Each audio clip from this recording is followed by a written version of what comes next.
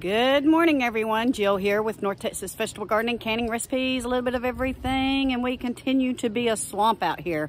It has rained almost every day this week. We had maybe a couple of days. It started to dry out pretty nicely yesterday, and then we've gotten about another 1.5 to 2 inches of rain.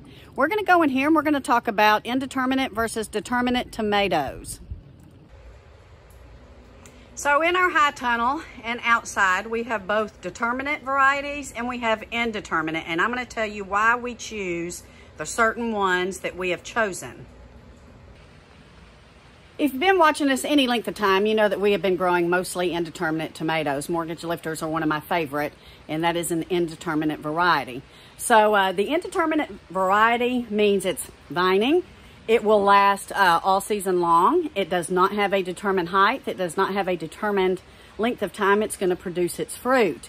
And you can see this whole row here of mine is indeterminate tomatoes. We choose these because we want to enjoy the fruit all season long instead of getting the fruit all at once, which is a determinate variety.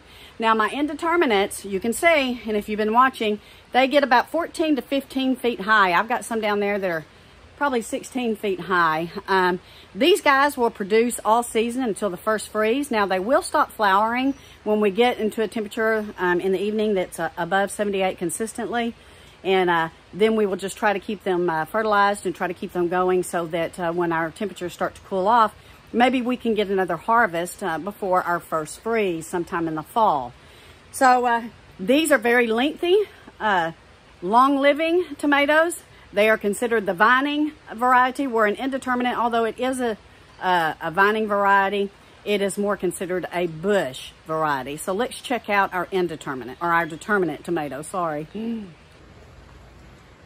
Now Aroma is considered a determinate variety. This bush will get about 3.5 to 4 feet high and is good if you have a very small garden and if you are a saucer or a canner, because your tomatoes generally will bud out and produce around the same time, and your harvest will be done and you'll have everything that you need to do your saucing.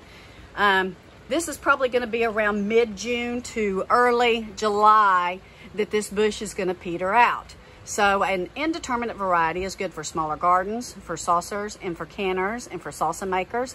However, you can use your indeterminate tomatoes for the very same thing. You just preserve them, maybe blanching them and freezing them before you get enough to where you can can or sauce make. So when choosing your tomatoes, be sure you know whether you want the indeterminate or the determinate variety. Again, determinate has a determined height and a determined amount of fruit. Indeterminate does not have a determined height, and it will fruit as long as your weather permits until the first frost or freeze.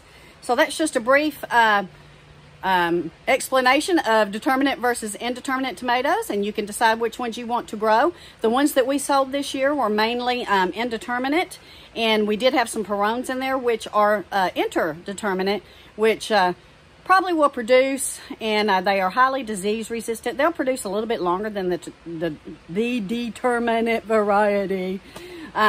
But we're eager to see how those prosper this year, and we'll let you know at the end of the season. It's our first time growing these. So anyway, I hope you guys have a wonderful Sunday.